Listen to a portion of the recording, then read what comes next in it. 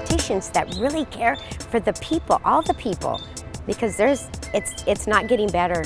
I don't get paid anything, and I'm working every day for the community.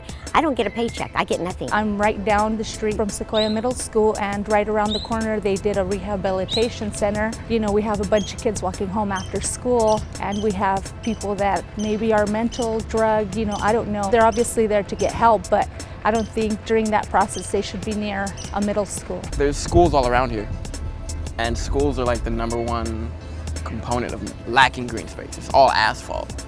Some kind of housing, some kind of green space, some kind of community garden. Things that are gonna add value, but also be useful for the common man. Sometimes I feel like if it's just like they're representing their pockets more. You know, they're making all this money and they're supposed to be here for the people, and it's like the people just are always just pretty much fending for themselves. Supervisors usually make over $300,000 a year. Yeah, well, what are they doing? You have these politicians, like as you mentioned, making $300K, who,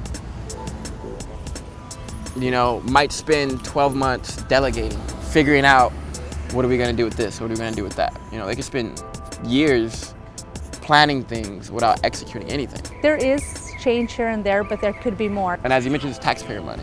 So where does that 300K go? What do you get for your money? What's the bang for the buck here? It's not good. What are they doing all day? I'm doing the field work. They're sitting in an office, sorry, I hope that wasn't blunt, but they're sitting in an office in their air-conditioned rooms, and we're out here grinding the pavement and feeding people that aren't getting the assistance that they need. It's not good at all. If you're making that much money, I think that you should have a lot more of a positive impact amongst your community. So it's kind of disheartening to hear that.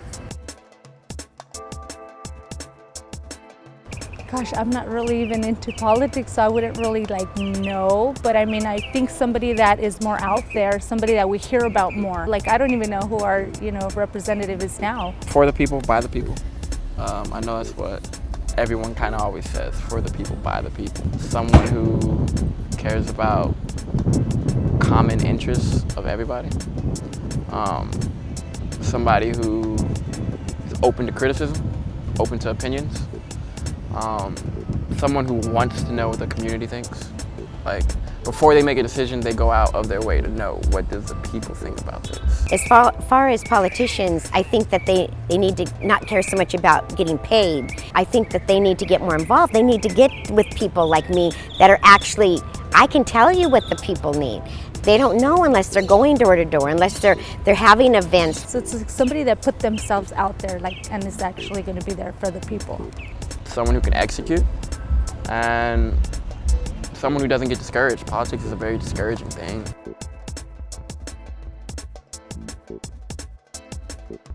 Obviously, he has to be a people person. I mean, obviously, he has to really have passion for what he does and have a background of community service and being around a bunch of different people, and actually showing, what he's done or what he's capable of doing. I guess honesty is #1. You got to be honest with the people, even if it's something we don't want to hear. Someone who knows how to communicate. Well, personal trait is caring and compassion. To me, compassion is everything.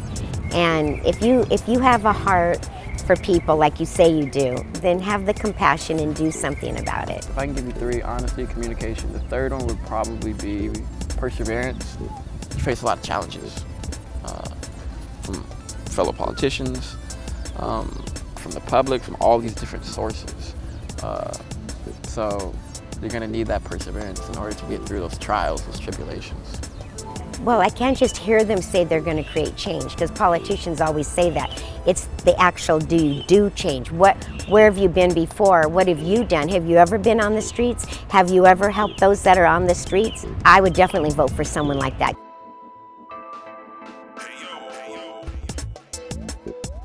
It would be Alan Cash, because he's the one that works for our ministry, and he's already doing things in Fontana every day. And so AlanCash, and he's awesome. And he works with the homeless daily. And he started with my ministry, and then he just did his own thing, and it's amazing. He still works for us too. Maybe we need somebody like me in there, who knows? So if you were funded, would you do it? Absolutely, 100%. 100%, yeah. I think I would win too. Really?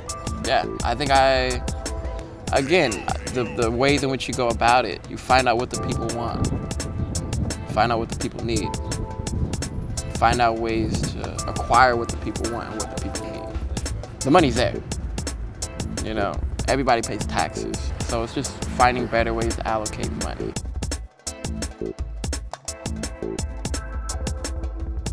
Schools, number one, education system. I think education should always be priority number one, especially because we're lacking in it. Two would be these public spaces. There's a lot of public spaces here.